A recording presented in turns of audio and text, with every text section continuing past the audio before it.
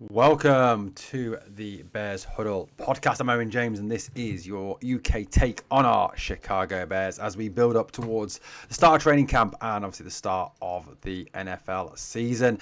Look, it is a make or break training camp, a make or break season for a number of figures at the Bears organisation. Obviously, newly extended GM Ryan Poles is under pressure to prove that he is worth that contract extension, which has caused some disagreement amongst the fan base. Some people being all for his extension, others being against that extension, saying why did that deal need to be done now? Could it not have waited till the end of the season to see if he could improve on his awful record? That's obviously a fair debate. A make or break season for Caleb Williams as well. Obviously, the number one pick, the highly vaunted quarterback out of USC, had what I think we could be described as a rocky rookie year. Not always the best, but you know what? I think you can kind of give him a little bit of a pass for a couple of reasons. One, obviously, that he was behind one of the worst offensive lines in the league and spent a lot of the year running for his life, sacked more than any other quarterback. And the fact, of course, that he beat the Green Bay Packers at Lambeau, always a positive on that one. And he is, in the words of Seth freaking Rollins, Caleb Williams, King of the North, undefeated at Lambeau Field. That's to quote Seth Rollins, obviously. Another player who obviously needs a breakout year this year and is being projected to have that breakout year is Rome Odunze. Rome obviously came in as a much vaunted wide receiver prospect from the Washington Huskies, drafted at 9th overall in the draft. A guy who, look, I think did okay last season. Certainly, I don't think there's any sort of bad vibes towards Rome last season. He had 101 targets. However, I think he did suffer a little bit from the fact that Caleb was far more willing to throw the ball to DJ or to Keenan Allen in moments of pressure and pressure situations rather than to Rome Odunze. However, over the mandatory minicamp and the OTAs, we've seen a real relationship develop between Caleb and Rome, and many people are calling on Rome to actually go out and prove what new Bears wide receiver coach Antoine Randall said, that in fact, in his opinion, Rome was the best wide receiver in his draft, better than Marvin Harrison Jr. and better than Malik Neighbors. Look, it's time for him to prove it. He needs to prove it. Now, last season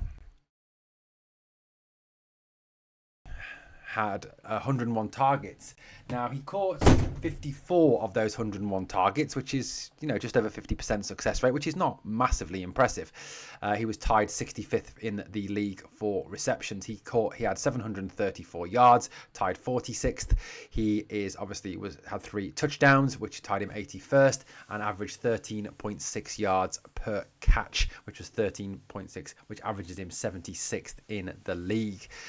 It's obviously projected that Rome will have many more targets this season. Now, I know the Bears wide receiver room is absolutely stowed with talent. Even with the concerns over Luther Burden and his fitness, obviously Luther has missed a substantial amount of the of practices so far with that soft tissue damage that he's got during rookie minicamp. But if we even add Luther, if we do add Luther Burden Jr. in there, who, Ben Johnson described as being a playmaker. Who he described as a playmaker in the making. Described him as being one of the biggest threats to come out of this year's draft. The Bears have obviously got DJ Moore, who's our main receiver, our wide receiver one. There's Rome Odunze, there's Almide Zacchaeus, who I think, again, could have a really good start to the year, given the doubts over the fitness of Luther Burden Jr., Colston Loveland, once he sort of gets back and hits the ground running. He was asked yesterday about that injury. Again, he said that it was very much healed. And in terms of when he was asked when he would start training and would he start training camp on the first day, he said TBD and left it at that. Adding to that, of course, you've got Cole Kmet. Now, I know that within the running back room, there is some uncertainty as to whether the Bears have sufficient talent in that running back room with DeAndre Swift, Kyle Monongai, Roschon Johnson, Ian Wheeler, Travis Homer, for example. Many people are projecting that Travis Homer will actually be cut and will miss out on the running back rotation, and it will be DeAndre Swift, Roschon Johnson, Kyle Monongai, and Ian Wheeler, who will be the 4 running backs the Bears take into the season, which will be interesting to see. And I think the running back area is the one area that is still an area of concern for me going into this season. I think the wide receiver room is packed. There is talent there beyond talent. Like I said, with the Dunze, with Zacchaeus, with DJ Moore, and Luther Burden. I think there's more than enough talent. You add in, like I said, Cole Kmet and Loveland as well, who are massive receiving threats. You've got a really good core of receivers for Caleb to throw the ball to. Add into that the running backs. I think you've got to see that D'Andre Swift gets back to that form that he showed in Philly. Now, look, I think in terms of the offensive power this year, the Bears could actually be one of the power offenses of the league this year. Not only because of Odunze and Moore and Burden and Zacchaeus and Loveland and Kmet and Swift, but also because of the offensive line. The Bears have, I think, Ryan Poles does deserve some credit for this. He has massively rebuilt that offensive line. If you look at that offensive line, he's brought in Joe Tooney, he's brought in Jonah Jackson, Drew Dahlman. You've got that Darnell Wright. Obviously, there's still some uncertainty over who starts at left tackle, whether that is going to be Braxton Jones back and fit, or whether that's Kieran Amagaji, or even Ozzie Trapillo, the rookie, who starts there. We still don't know on that one. But look, I think, you've got an offensive line that really will protect Caleb and will help Caleb to perhaps show the quarterback that we all hoped he would be coming out of college.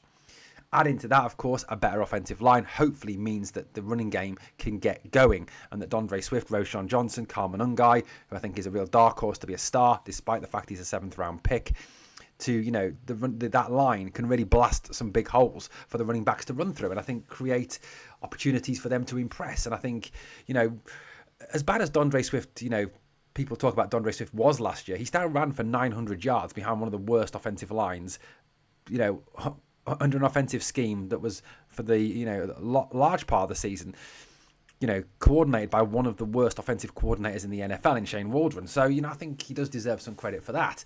So I don't think it's quite as black as it might seem on the running back front. Obviously, Ben Johnson's here. Ben Johnson, who is, I think, one of the best offensive minds in the NFL, and we've certainly gone about assembling the offensive staff in a kind of very Sean McVay kind of way, with obviously Press Taylor, with Declan Doyle, JT Barrett, Antoine Randall. There's a hell of a lot of talent in that offensive room to really bring these guys on. Now, obviously, the pressure will fall on Caleb this year. Caleb has everything he needs now. He's got a plethora of targets. He's got a line to protect him.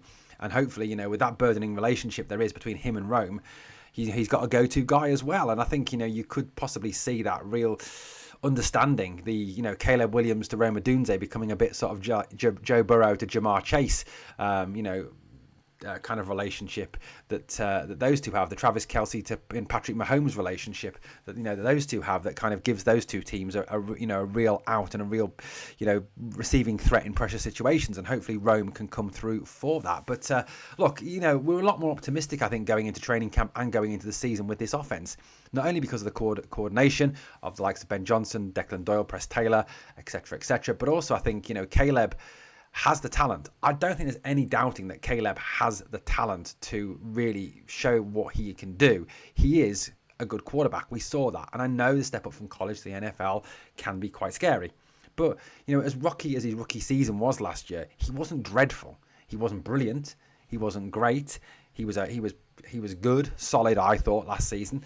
And I think he can really kick on this season with the weapons, with Ben Johnson, and obviously developing that relationship, I think, with Rome Odunze. Guys, let me know your thoughts in the comments down below. Obviously, please help the channel to keep on growing. Smash that sub, ring that notification bell as we seek to constantly bring you the UK view on our Bears. Thanks for watching. Catch you on the next one.